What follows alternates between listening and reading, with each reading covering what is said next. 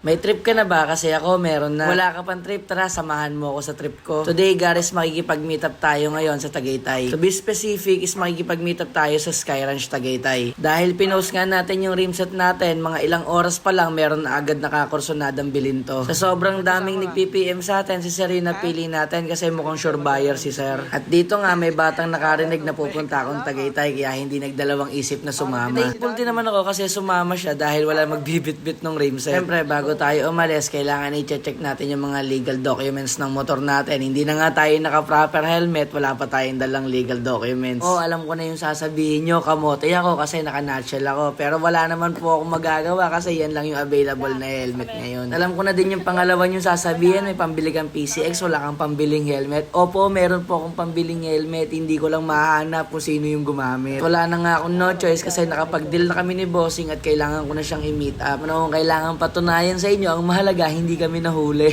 Sa mga hindi nakakaalam, meron nga palang shortcut dito sa Binyan, Laguna na ang tagus mo is sa Novali, Santa Rosa na yung labas. Ang tipid sa oras pag dito ka dumaan kasi walang ilang minuto is nandito ka na kaagad sa Novali, Santa Rosa. Nga pala, ang dadaanan mo dito is yung gilid mismo ng Calax. Ito namin na piling dumaan kasi dito maluwag at walang traffic. Sa sobrang bilis nga, wala pang ilang minuto is nakarating na agad tayo sa Tagaytay sa Sky Ranch. Medyo natagalan si Bossing dahil malayo-layo pa nga daw yung biniyahe niya at ginabi na nga kami. Balayan pa si Bossing. Halfway kami dito sa Sky Ranch, Tagaytay.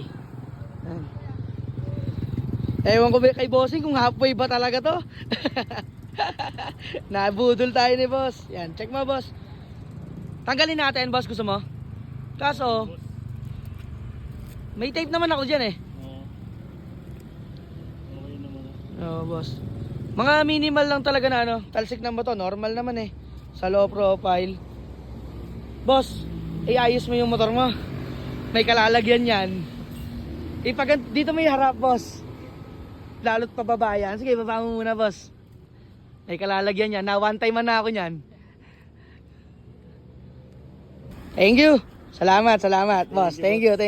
Salamat. Sa ulitan boss. Ingat. Thank you po. Thank you.